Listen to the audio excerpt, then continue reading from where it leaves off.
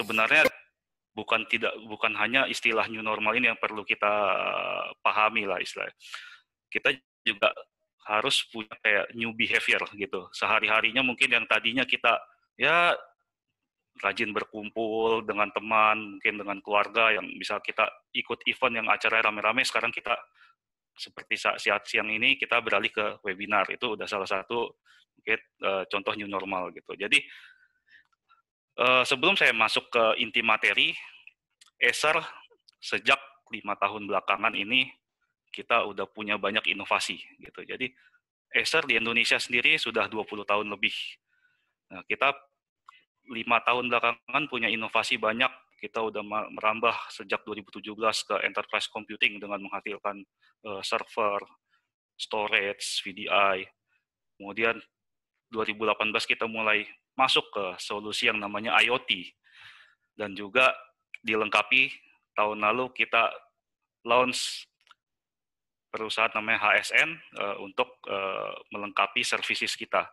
Dan di tahun 2020 ini kita juga akan masuk ke area yang namanya cyber security plus yang mungkin kita tidak menyangka bahwa ada terjadi pandemik dan lain-lain, kita coba bawa solusi untuk epidemic prevention juga gitu.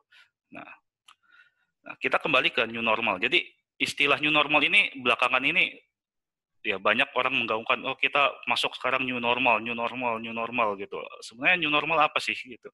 New normal ini ya situasi di mana hal-hal yang sehari-hari kita lakukan itu menjadi seperti sesuatu yang baru tapi juga tidak sebenarnya baru gitu. Jadi artinya kayak sekarang kita kalau ke gedung mungkin waktu masa PSBB udah diterapkan pengukuran suhu badan gitu. Jadi kalau misalkan di atas suhu tertentu tidak boleh masuk ke dalam gedung. Itu sebenarnya salah satu contoh new normal gitu. Nah, banyak protokol yang diterapkan untuk new normal. Salah satunya adalah social distancing. Jadi menurut WHO, social distancing atau mungkin sekarang istilahnya diperketat lagi menjadi physical distancing, disyaratkan jarak 2 meter atau 6 kaki kalau dalam satuan feet.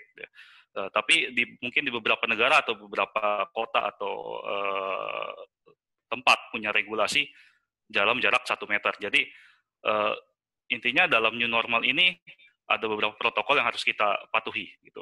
Nah, terkait dari protokol-protokol yang ada dan era yang ini yang baru ada, ya Acer mencoba menghadirkan ya 2 solusi lah di sini.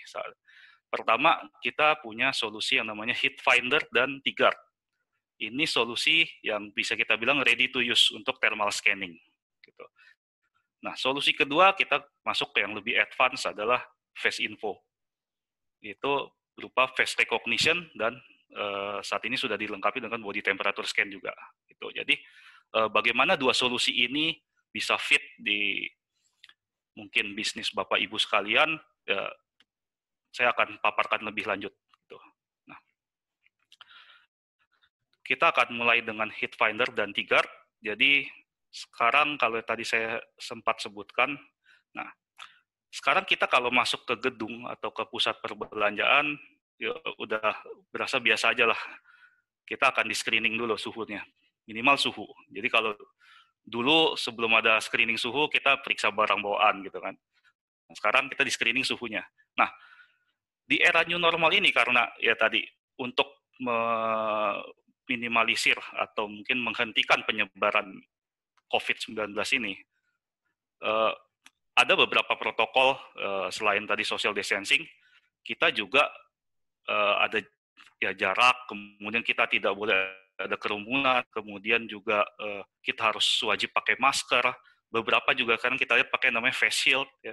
Nah, untuk screening seperti ini, mungkin saat ini kan pada pakai termogan, jadi kita berhenti, ukur termogan, kemudian masuk yang berikutnya, jadi malah tercipta satu antrian gitu. Jadi artinya untuk solusi yang efektif body temperature screening seperti ini, kita harus nerapin yang namanya effective walk away screening. Artinya screening sebisa mungkin hindari banyak antrian, banyak kerumunan gitu. Jadi artinya beberapa faktor yang harus kita pikirkan dalam hal ini adalah jarak untuk mendeteksi suhu tubuh, itu satu. Jadi artinya kalau bisa dideteksi dari jarak yang let's say kita ngomong 1 meter sampai 2 meter, why not gitu. Kemudian juga kita harus menghindari sebisa mungkin antrian panjang. Karena apa? Antrian panjang cenderung bisa men-trigger kerumunan. Karena apa? Bisa aja kita lagi buru-buru nih. Kita akhirnya ya nyelak lah atau mungkin lari lah atau apa, jadi bisa men-trigger satu kerumunan gitu. Nah kemudian orang nggak harus berhenti satu-satu gitu untuk avoid yang tadi. Dan juga ya protokol pakai masker dan face shield ini kita nggak perlu lagi copot masker atau copot face shield supaya bisa dideteksi. Gitu. Jadi artinya kesimpulan dari solusi yang akan dipaparkan ini adalah kita ngomong dari social distancing itu adalah pure contactless, tidak ada istilahnya ya sentuhan fisik sama sekali gitu. Nah, contactless temperature scanning ini jadi seperti yang telah saya sebutkan tadi, kita akan mendeteksi suhu tubuh manusia ataupun objek yang ada di sekitar manusia tersebut dalam jarak mulai dari 2 meter. Nah, apakah harus satu-satu? Tidak. Jadi, kita akan terapin secara zoning kamera, itu bisa mendeteksi sekitar sampai, terakhir kita coba sampai 6 orang bersamaan bisa dideteksi. Gitu. Cuman memang ada jarak efektif untuk dapat temperatur yang paling mendekati akurat lah. Gitu. Nah, jadi ini kita udah sebut sebagai contactless temperature scanning. Nanti kita akan show videonya bagaimana alat ini bekerja. Jadi kita benar-benar tidak perlu berhenti gitu. Jalan, nanti security cukup lihat suhu tubuh manusianya. Jadi once misalkan ada yang melebihi dipersyaratkan, yaitu saat ini standar pemerintah di 37,3, dia akan trigger alarm. Gitu. Nah, keuntungan dari solusi heat finder dan T-Guard ini adalah pertama ya tadi, karena saya sudah sebut di awal adalah ready to use. Jadi kita ngomong adalah ini alat yang mudah, cepat, dan efektif. Kenapa mudah dan cepat? Karena untuk instalasinya nggak butuh waktu lama. Kita instalasi bisa dibilang sampai dengan siap, ya nggak sampai 1 jam udah ready to use gitu. Nah, kemudian juga kita bisa continuously tracking. Jadi artinya selama orang ini berjalan ya, dari jarak deteksi 2 meter tadi, suhunya tetap dideteksi gitu. Jadi artinya bukan sekali deteksi terus sudah berhenti. Jadi selama dia masih dalam zoning kamera untuk deteksi, dia akan tetap terdeteksi. Jadi yang kita lakukan adalah kalibrasi ke orang tersebut gitu. Nah, ketiga, kita bisa melihat ini secara visual, kemudian kita bisa lihat ini secara thermal. Jadi kalau yang udah biasa main di area thermal ini, tahu kan ada gambar thermal yang mungkin kalau merah itu sebagai panas, hijau itu sebagai yang suhunya normal, atau kuning itu udah mulai ada potensi panas. Seperti itu. Jadi kita bisa tampilkan ini dalam 2 mode. Jadi bisa tinggal dipilih. Jadi kalau misalkan kita untuk di screening ini kita bisa visual aja. Nah, terakhir adalah karena ini konsepnya adalah kamera recording juga. Jadi dia bisa kita nanti playback kalau misalkan ada terjadi sesuatu kasus mungkin, oh ternyata ada yang suhunya tinggi nih, teman, kita mau trace back bisa gitu. Kita ada source-nya. Atau kita bisa ada alarmnya juga. Gitu. Oke.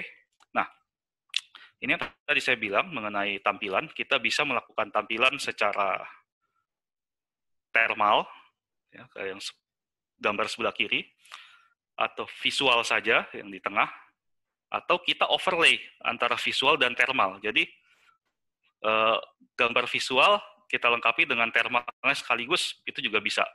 Jadi kalau pada saat objek itu dalam hal ini orang itu bergerak, temperatur dan thermalnya juga akan ngikut. Gitu. Jadi ini yang punya oleh T-Guard monitoring system.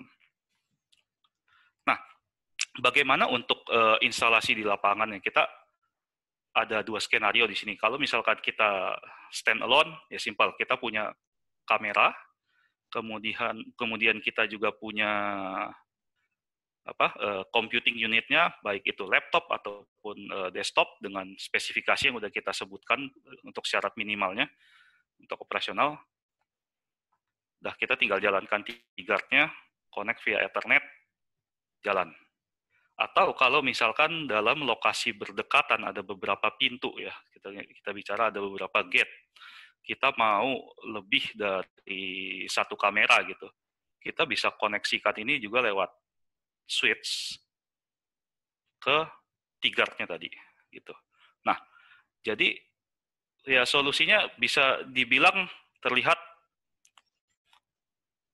simpel gitu, tapi sebenarnya fitur yang dihasilkan bisa lebih banyak dari sekedar kata-kata simpel tadi. Nah, mungkin untuk jelasnya kita akan lihat satu video, jadi supaya ada gambaran bagaimana sebenarnya alat ini bekerja. Gitu. Mungkin kita akan mulai videonya ya. Oke, sekarang kita di era new normal kan, yang tadi saya bilang, saat ini kita masih temperatur scanning manual. Gitu. Akhirnya banyak antrian. Tuh. Satu persatu kita harus cek secara manual. Nah, solusi kita ya sebenarnya dengan satu kamera ini dan computing unit yang saya tadi bilang easy to install, either kita bikin mounting bracket atau kita pakai tripod. Kemudian kita lakukan sedikit setting kalibrasi, dah kita tinggal pakai. Nah itu seperti itu tadi bilang continuous tracking. Selama orang itu jalan, suhunya akan ngikut. Jadi bisa dibilang kita ya screeningnya bisa lebih cepat. Orang nggak perlu berhenti. Nah kalau ada yang terdeteksi di atas 37,3 saat ini kita set ya, akan ada alarm, hit alarm. Jadi bisa membantu untuk ya screening awal. Nah, dan ini dia juga bisa membedakan antara objek panas dan yang manusia. Jadi kalau dilihat sini kita tampilkan thermal imager, dia bawa kopi panas gitu kan. Jadi bukan orangnya yang demam. Jadi kita kalau mau trace back bisa lebih transparan seperti itu. Kemudian juga ya Acer melengkapi paket ini dengan on-site service yang tercover di 34 provinsi di Indonesia gitu.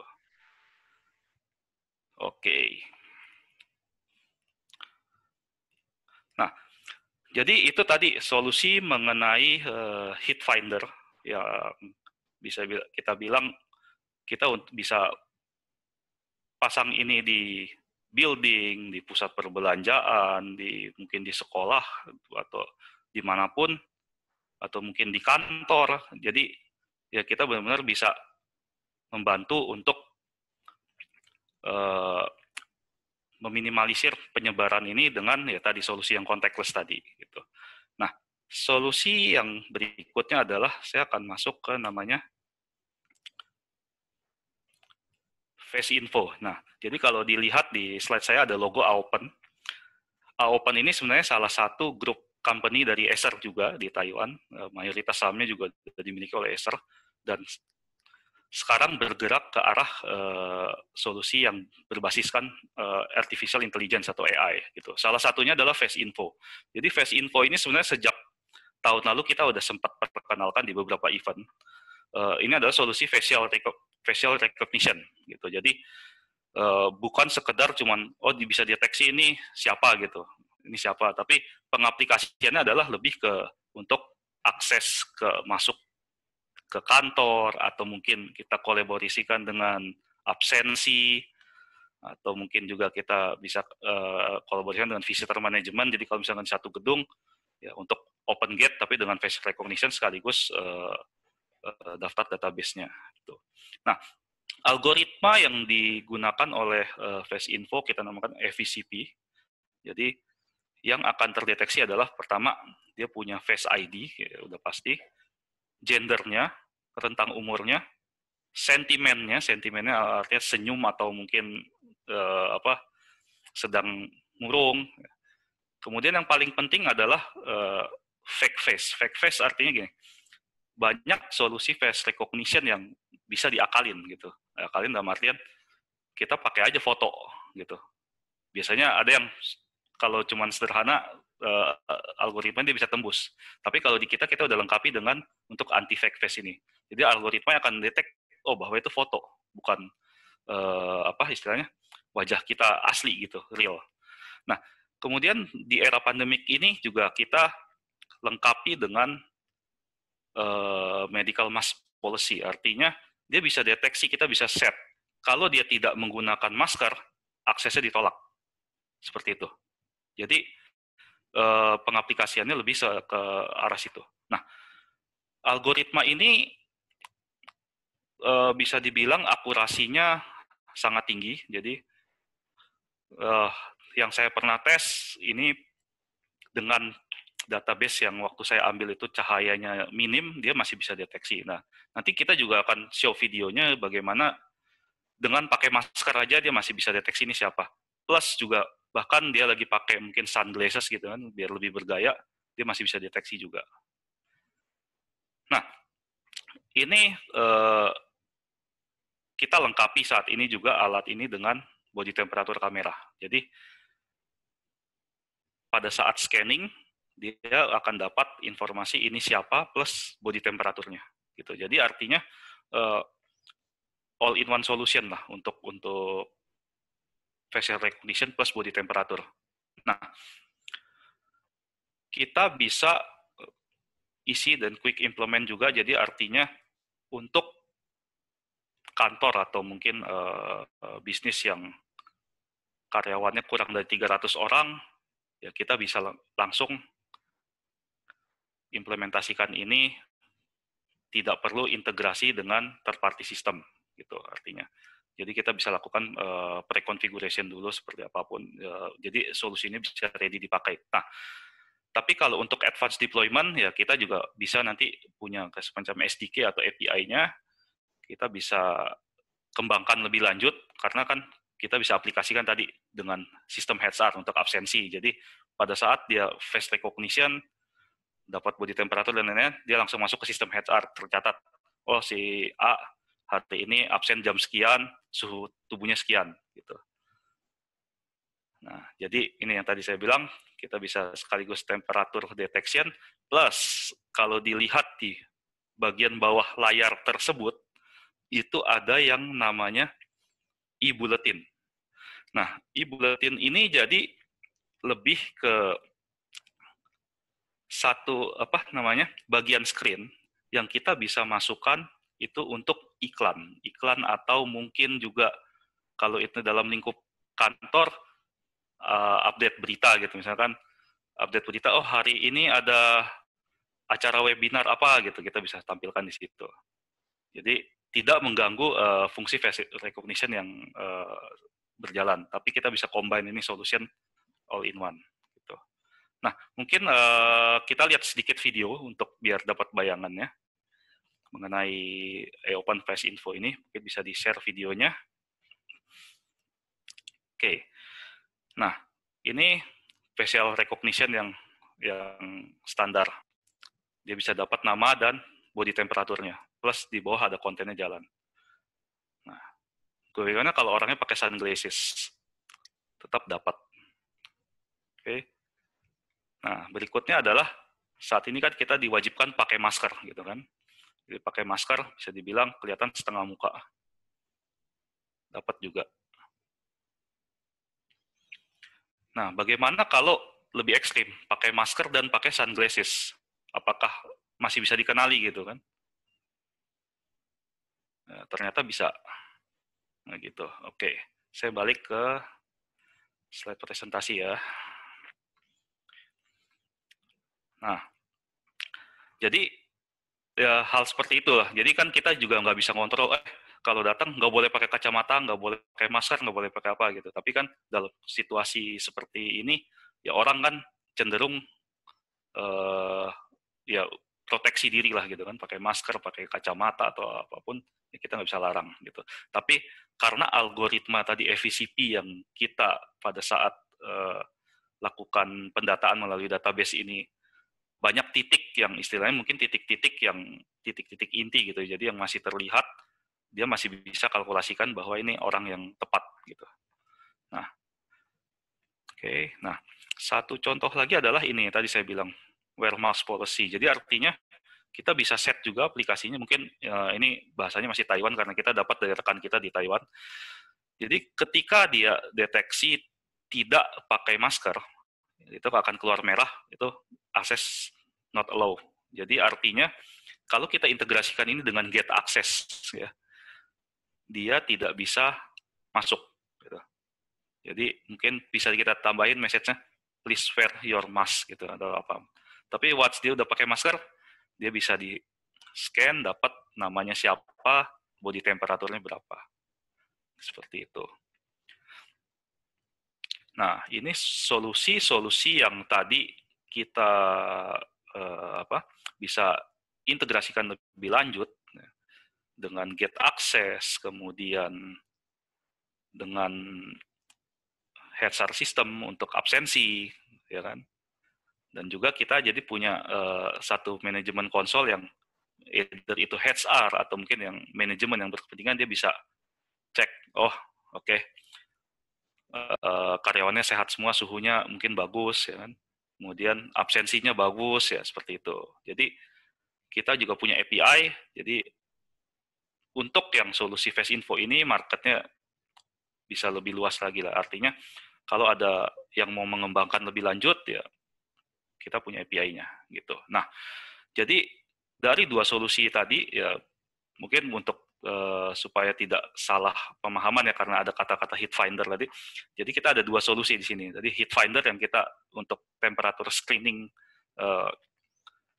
ready to use, dan yang advance ini yang face recognition under open, ini yang bisa kita kembangkan lebih lanjut untuk beberapa pengaplikasian gitu.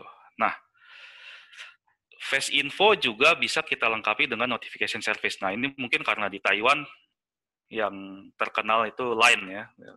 Ini bisa kita integrasikan dengan third party. Jadi kalau ketemu ada yang misalnya kita mau tracking kan. Oh, si orang ini udah check in nih gitu kan, lewat face recognition. Posisinya misalnya kalau kantornya mungkin ada beberapa lantai, oh dia udah absen di lantai sekian gitu. Jadi kita nggak perlu lagi reminder dia untuk absensi atau dan lain-lain. Gitu. Jadi possible untuk diintegrasiin dengan untuk dapat third party information gitu. Jadi adminnya atau mungkin HRD-nya nggak perlu lagi ngecek setiap saat ke sistem gitu, dia dapat notifikasi. Gitu. Oke. Nah, jadi kira-kira solusinya seperti tadi. Jadi kalau misalkan masih ada informasi yang dibutuhkan, ya nanti kita akan reminder lagi untuk bisa submit ke email kita yang tertera di layar. Dan mungkin setelah ini saya kembalikan ke moderator, kita akan buka sesi tanya-jawab ya. Oke, baik. Terima kasih Pak Raymond yang sudah memberikan pemaparan singkat mengenai solusi terbaru dari Acer ini. Saya akan berikan rekap singkat ya mengenai materi yang baru saja kita lihat. Jadi di masa new normal yang mengharuskan semua pelaku usaha, pengelola area publik maupun institusi pendidikan melakukan protokol kesehatan yang lebih ketat. Pendeteksian suhu ini adalah salah satu kriteria wajib yang harus dilakukan ya. Nah, Acer sebagai salah satu pionir dunia teknologi menawarkan inovasi terbaru dengan menghadirkan Acer Heat Finder dan Open Face Info. Dua solusi teknologi mutakhir untuk membantu pencegahan penyebaran pandemi melalui teknologi deteksi suhu tubuh dengan cepat. Nah, yang pertama tadi Acer Heat Finder mampu melakukan pengukuran panas suhu tubuh pada objek yang sedang bergerak, jadi walaupun dalam keadaan jalan ya, dengan cakupan area dan jarak tertentu.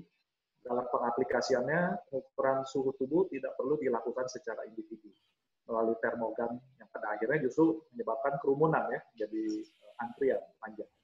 Nah, ini yang harus dihindari. Nah, Acer Heat Finder dapat melakukan pemantauan beberapa objek sekaligus.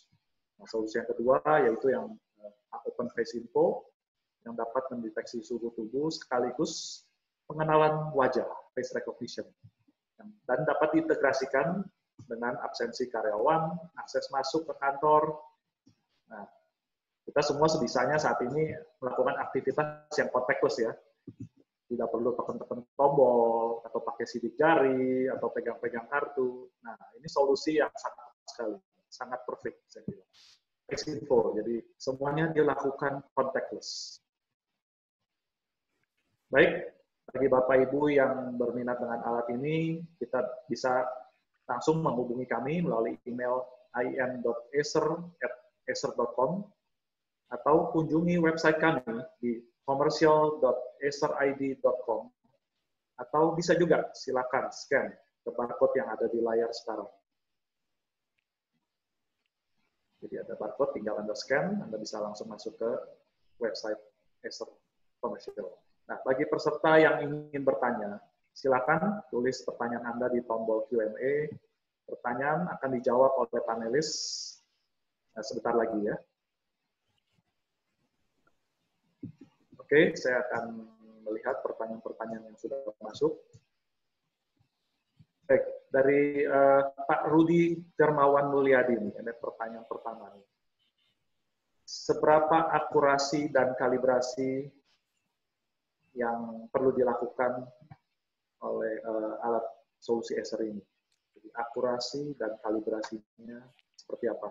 Silakan Pak Raymond. Oke, baik. Terima kasih untuk Pak Rudi Dermawan untuk pertanyaannya. Oke, pertanyaan yang ya paling banyak ditanyakan lah ini mengenai akurasi. Oke, akurasi untuk baik Heat Finder maupun Face Info untuk body temperature scanning kita ada di angka plus minus 0,5 derajat Celcius gitu. Jadi sama dengan ya standar alat body temperature di pasaran nah, istilahnya. Nah, untuk kalibrasinya sendiri karena ini menerapkan sistem kamera zoning, jadi biasanya kita akan lakukan ya apa namanya? Zoning dulu pertama. Zoning area mana sih yang mau kita lakukan scanning gitu. Nah, kemudian nanti selebihnya udah hanya bermain setting ya seperti tadi kita tentukan apa namanya? Detection distance-nya dari arah mana, kemudian kita juga tentukan suhu maksimal apa namanya untuk hit alarmnya dan ya lebih kurang seperti itu lah. Jadi kalibrasinya bisa lebih cepat gitu. Jadi artinya ya tadi balik lagi ke yang saya bilang adalah ready to use. Jadi dengan akurasi plus minus setengah derajat ini ya kita bisa dapatkan ya istilahnya ya less error gitu dengan kalibrasi yang tepat. Nah, untuk masalah akurasi sendiri ini juga sebenarnya banyak perdebatan ya, istilahnya di lapangan. Setengah derajat itu kan besar. Oke, setengah derajat ini perlu ditegaskan adalah maksimum untuk akurasinya. Jadi artinya selama ini waktu kita coba di lapangan langsung ya di waktu yang seperti di video tadi lokasinya itu kita bisa dapetin sampai plus minus sekitar 0,2 juga gitu. Artinya situasi banyak berpengaruh gitu. Jadi artinya ambient kadang-kadang itu juga berpengaruh. Jadi kita nggak bisa judge bahwa oh ini akurasinya terlalu ini nih rendah nih karena selisihnya setengah derajat tuh tinggi karena bisa jadi orang ini nggak demam di judge sebagai demam. Ya nggak seperti itu juga gitu. Karena kadang-kadang trigger panas itu nggak selalu dari badan, tapi dari lingkungan sekitar juga bisa men-trigger gitu. Jadi artinya bagaimana kita memfilter informasi ini supaya mendapatkan informasi yang tepat. Itu yang biasa kita lakukan. Oke, ya baik. Jadi waktu kita lakukan kalibrasi juga baiknya kita melihat lingkungan sekitar ya, misalnya lampu, AC, supaya lebih akurat sesuai dengan betul suhu sekali, tubuh Pak. si orang yang kita scan. Oke, baik. Terima kasih.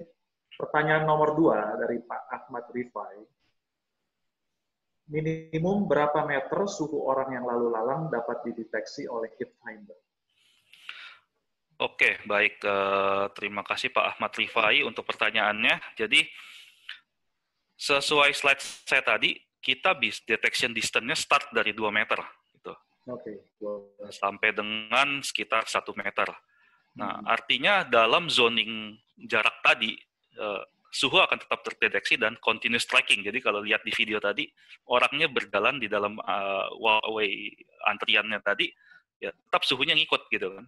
Nah, selama dia dalam zoning itu ada orang, ya dia akan deteksi terus gitu. Jadi artinya untuk jarak minimum, sebenarnya minimum kita biasa set di sekitar 1 meter. Karena apa? Kalau terlalu dekat pun kadangkala kan ini kamera, kemudian kalau kita objek terlalu dekat, biasa kan suka nutupin gitu kan, ini kalau kita lihat di layar gitu. Nah itu kadangkala akurasinya jadi nggak ini. Jadi makanya kenapa kita tetapin jarak gitu. Nah itu salah satu tujuannya juga adalah supaya orang nggak perlu berhenti gitu. Jadi dia jalan aja gitu once dia jalan continuous tracking, suhunya tetap terdeteksi gitu. Jadi yang monitor di layar mungkin kalau ada security-nya dia cuma cukup lihat once alarm ya tinggal berhentiin yang terkait aja. Oke. Ya, ini juga mempercepat ya Pak ya. Iya, jadi si sesuai dengan misi boleh kita. Masuk. Ya, baik. Oke, terima kasih Pak Renem. Untuk pertanyaan nomor 3 ini dari Pak Ahmad Rifai juga. Selain alat heat finder yang sekecil itu, apakah perlu instalasi software khusus di PC atau server? Oke, baik. Jadi tadi kan ada 2 nama produk ya, heat finder dan T-Guard. Nah, T-Guard itu sebagai softwarenya. Nah, itu yang kita instalasi di PC atau mungkin server ya atau desktop yang kita siapkan di situ. Nah, itu nanti untuk lakukan tadi untuk manajemen, untuk setting dan lain-lain, kalibrasi dan juga untuk kayak tadi playback apa yang udah kita record seperti itu. Oke, baik. Pertanyaan selanjutnya ya, nomor 4 dari Bapak Reza Fernanda. Apakah ada penyimpanannya?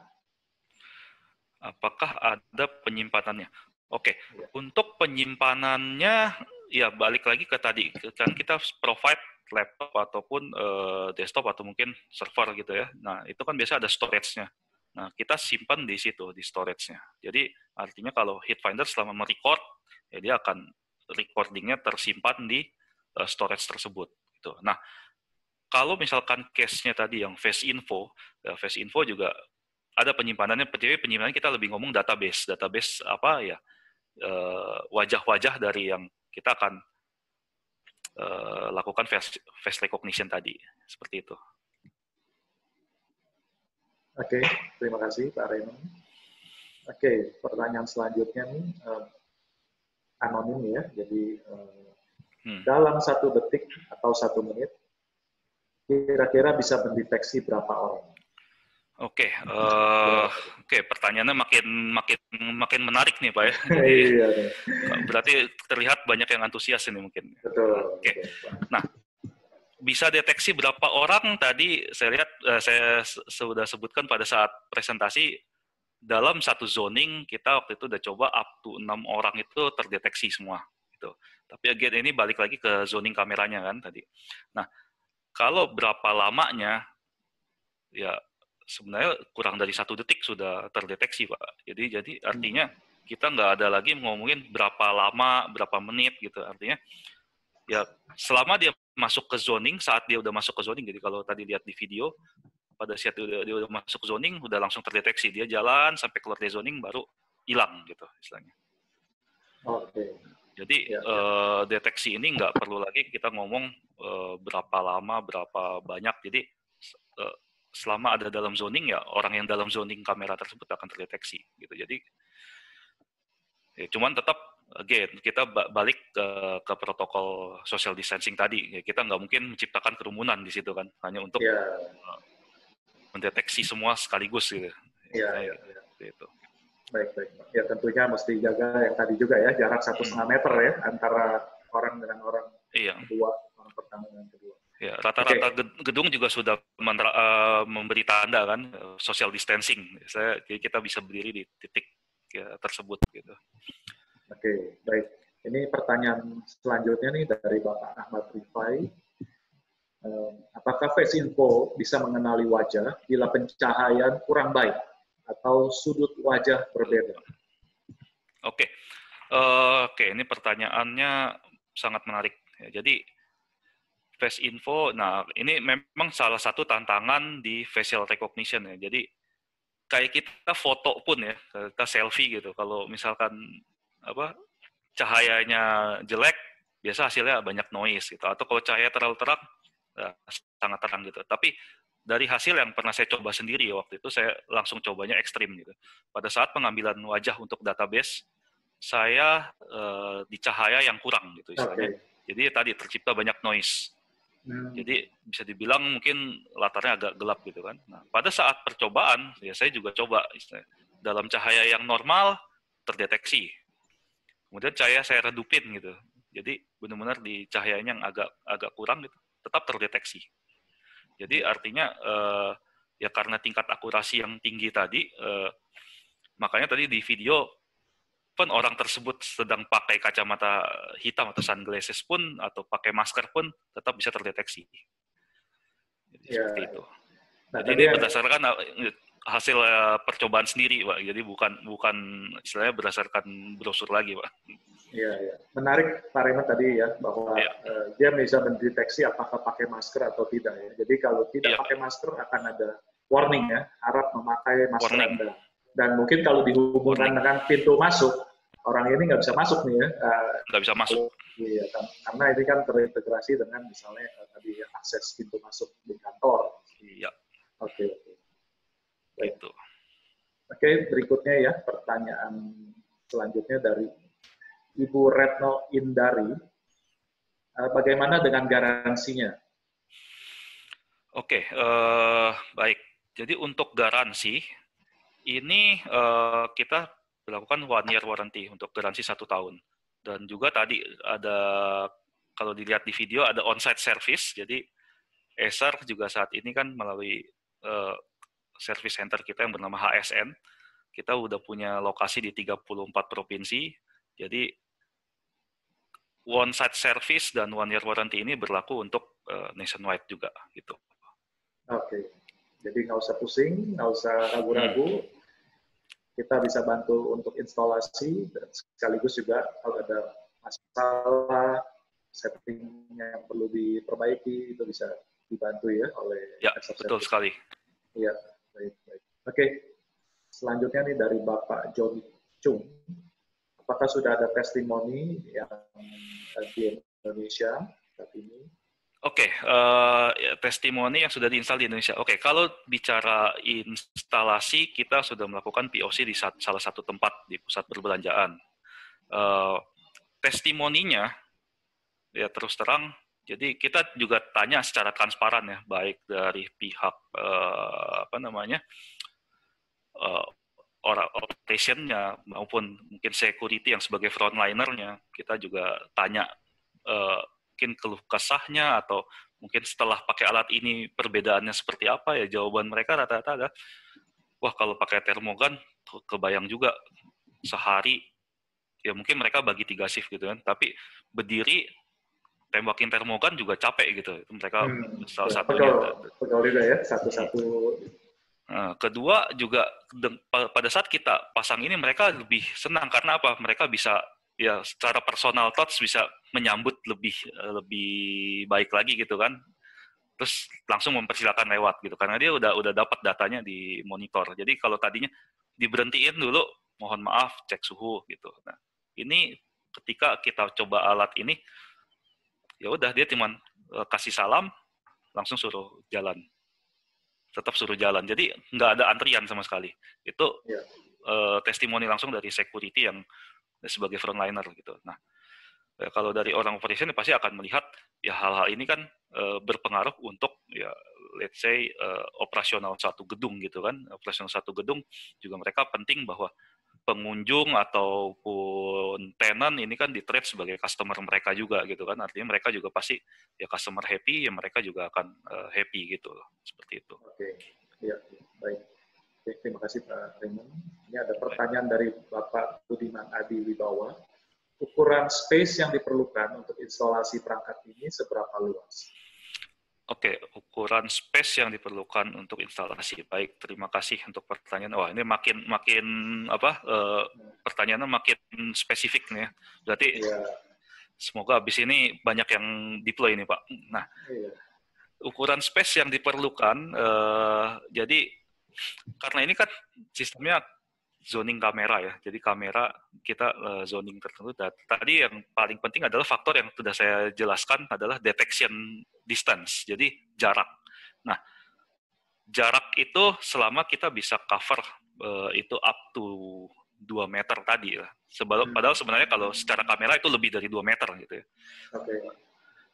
Itu udah quite okay. Nanti selebihnya adalah kita melakukan kalibrasi di T-guard tadi untuk ya istilah zoning secara detail lagi.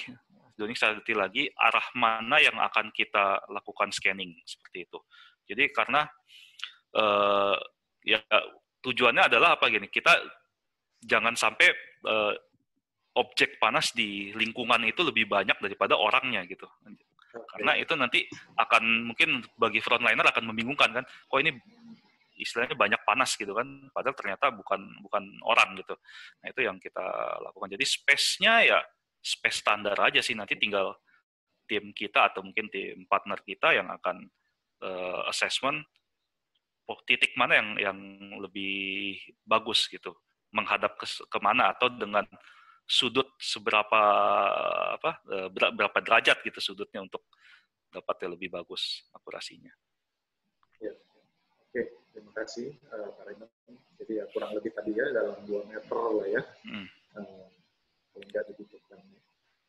Oke, tadi ini mengenai instalasi, ada pertanyaan ya tadi sudah dijawab oleh Pak Raymond. Nah ini, pertanyaan dari Ibu Patrix. Di paket penjualan Kit Finder, sudah dapat apa aja? Oke, di paket penjualan Hit Finder dapat apa saja? Nah, paketnya akan datang dengan pertama ya tadi kamera Hit Finder-nya sendiri, kemudian ada ball head mounting untuk wall mount. Jadi kalau misalkan kita mau tanjamin itu di tembok, itu bisa gitu. Nah, tapi paket yang kita sertakan biasanya sudah include tripod setinggi 2 meter, jadi supaya kita jangkauannya bisa dapat lebih bagus. Jadi untuk jangkauan lebih bagus itu harus di atas tinggi rata-rata orang gitu. Jadi kita ambil mungkin di sini kita rata-rata 170 cm atau mungkin ada yang 180 cm ya untuk expat gitu.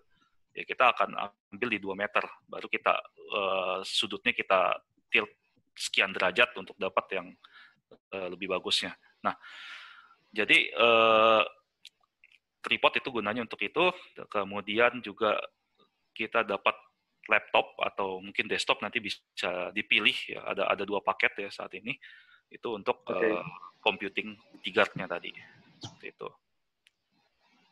Dan juga tadi on-site services dan instalasi ya. Plus 1 tahun garansi ya tadi. Ya, baik. Jadi sudah komplit dan tinggal pakai lah istilahnya. Iya. Ya. Nah ini pertanyaan selanjutnya nih dari Bapak Syarif Hidayat. Apakah ada spesifikasi minimum untuk perangkat pendukungnya seperti PC atau laptop? Oke, spesifikasi minimum seperti tadi di slide saya yang awal-awal. Jadi kita minimum di Core i5 untuk prosesor, kemudian RAM di 8 GB, hard disk ya mungkin kita butuh agak gede sekitar ya kalau bisa 500 GB minimal atau 1 tera untuk media penyimpanannya gitu, karena dia akan recording kan, untuk recording video gitu. Jadi seperti itu, dan juga plus graphic card yang istilahnya juga untuk supaya image processing-nya lebih bagus gitu, karena ini kan rely on kamera gitu. Jadi itu spesifikasi minimumnya, dan kita juga udah mencoba ini. Jadi biasanya kan orang bilang semakin tinggi spesifikasinya semakin lancar gitu kan. Yeah. Kita benchmarknya ada kita coba benar-benar di spesifikasi minimum. Ternyata juga bekerja dengan baik gitu Pak. Jadi artinya dari spesifikasi minimum atau di atasnya dia akan bekerja dengan baik. Oke, ya. Oke baik.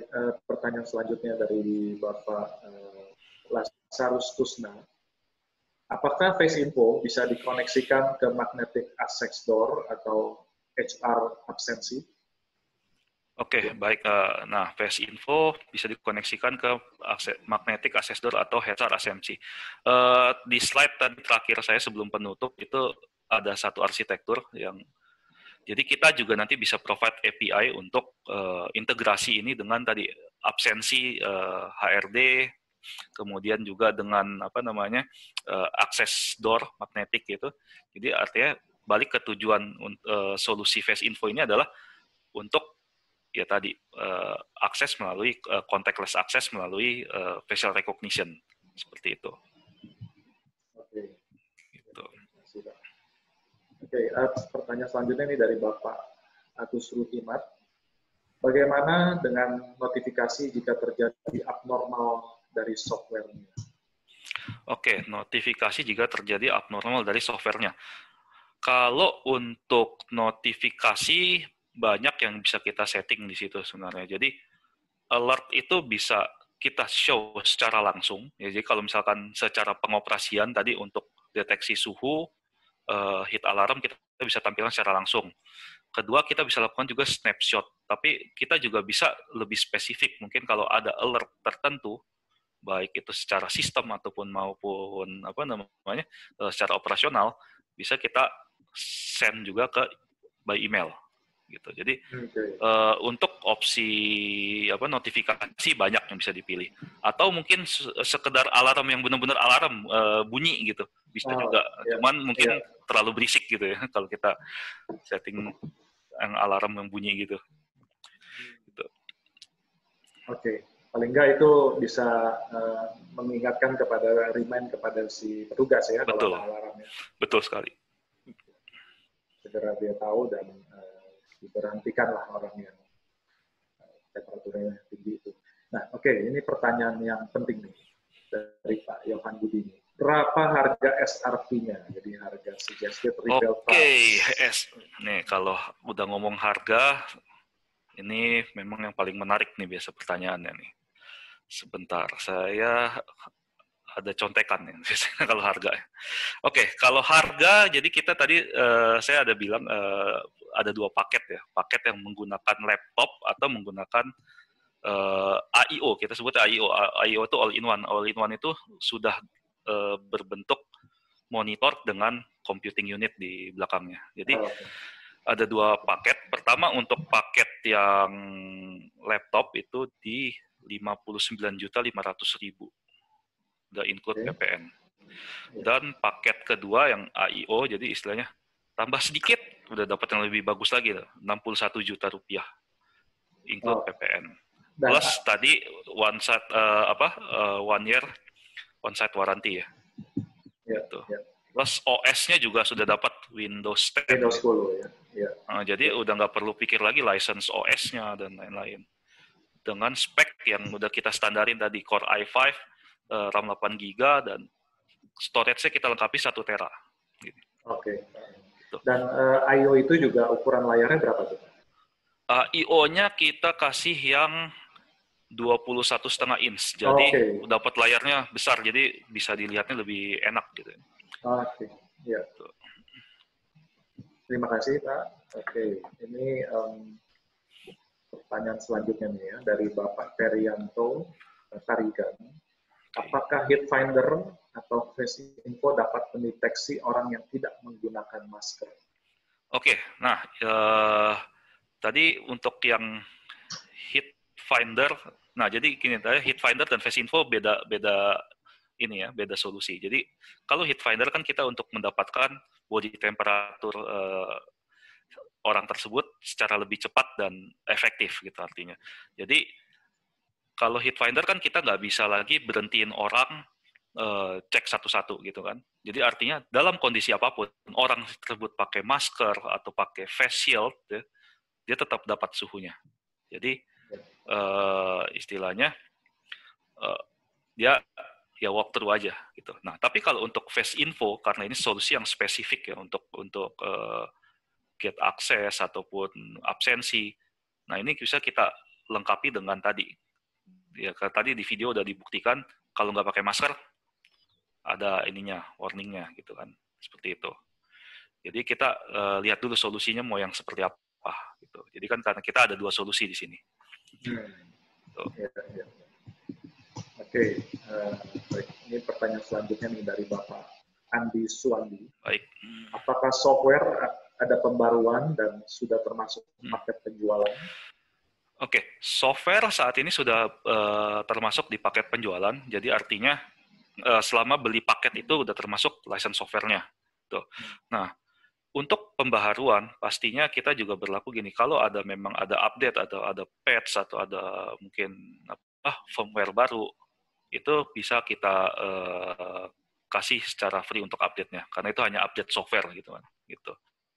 Tapi kalau untuk sudah termasuk paket penjualan, iya termasuk paket penjualan. Jadi selama kita belinya harga paket tadi sudah termasuk license-nya. Tapi kalau misalkan kita udah beli yang paket tadi, terus kemudian kita nambah kamera doang gitu kan misalkan, atau nggak beli paket, ya mohon maaf ya, software-nya kita mesti ada charging license-nya lagi, seperti itu.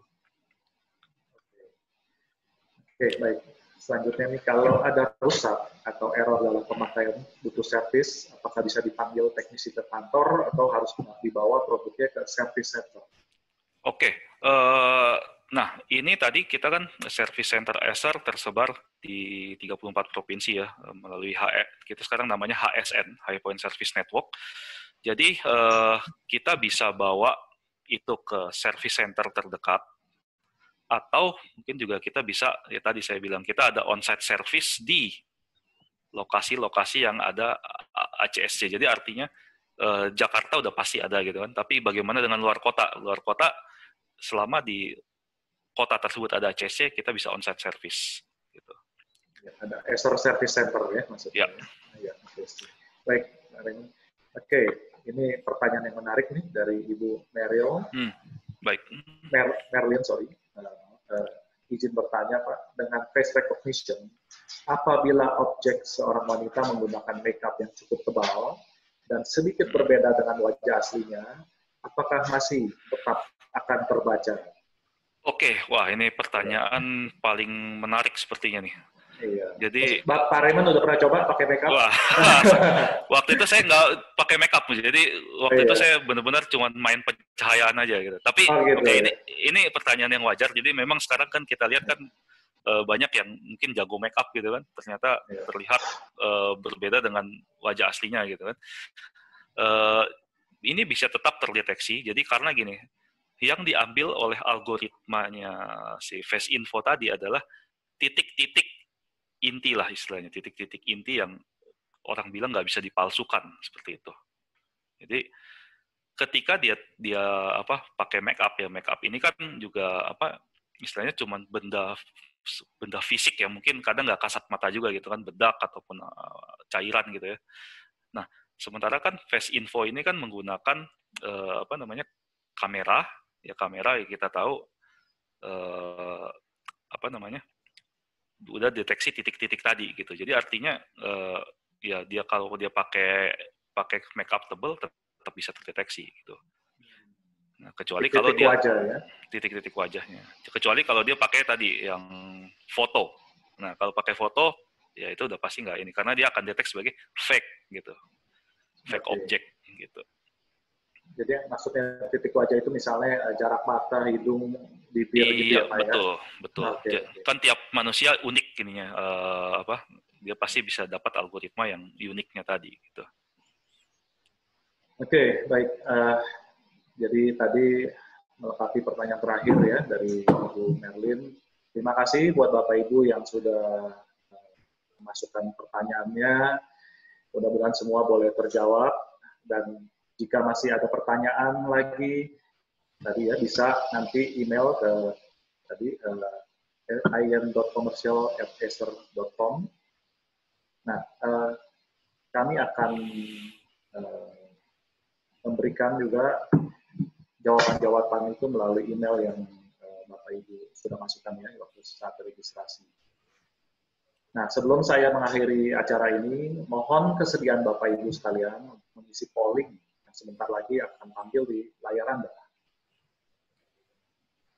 Silakan, ini ada pollingnya, jadi ada 5 nomor. Silakan Bapak Ibu mengisi.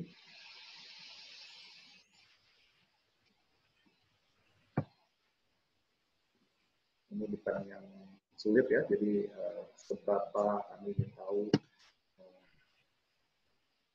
apakah alat ini sudah cukup mewakili atau menjawab kebutuhan dari Bapak Ibu di perusahaan masing-masing.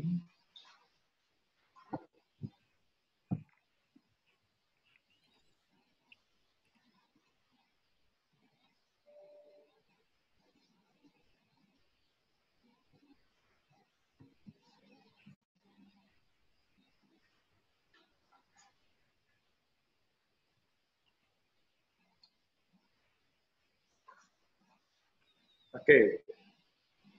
Nah, Acer juga akan memberikan eksklusif merchandise ya kepada 20 peserta pertama yang telah melakukan registrasi di awal acara ini. Nama peserta nanti akan ditampilkan dan juga akan dihubungi melalui email oleh panitia webinar Acer untuk proses penyerahan hadiahnya. Nah, juga melalui acara ini kami juga menyediakan sertifikat digital bagi peserta yang hadir dengan cara mendaftarkan data diri di link formulir pengisian seperti yang tertera pada screen Anda juga, dan juga melalui email yang akan kami kirim sesudah acara ini. Sertifikat nanti akan dikirimkan melalui email ke peserta dalam waktu 3 hari kerja ke depan. Terima kasih kepada Bapak Ibu yang sudah mengisi polling. Nah, untuk 20 pendaftar pertama ini bisa terlihat di layar Bapak Ibu. Jadi silakan dilihat dan diingat, oke, saya dapat. Nanti panitia akan menghubungi Bapak Ibu untuk proses penyerahan hadiahnya. Nah, link permintaan sertifikat digital hanya akan dapat diakses sampai tanggal 24 Juni pukul 17.00. Jadi Bapak Ibu yang ingin mendapatkan sertifikat digital, itu permintaannya dapat diakses sampai tanggal 24 Juni. Dan brosur serta informasi seperti yang tadi dipresentasikan oleh pembicara juga dapat diunduh di link yang sudah disediakan. Bapak Ibu bisa lihat linknya. Baik, kita sudah sampai di akhir acara ini. Saya mengucapkan banyak terima kasih kepada panelis kita hari ini, Bapak Raymond Ang, dan juga teman-teman yang telah setia mengikuti webinar Acer sampai dengan akhir acara. Saya, Riko, berharap teman-teman sekalian mendapatkan manfaat dari webinar ini. Sekali lagi, terima kasih banyak, dan tunggu acara webinar Acer selanjutnya. Stay safe, stay healthy. Terima kasih.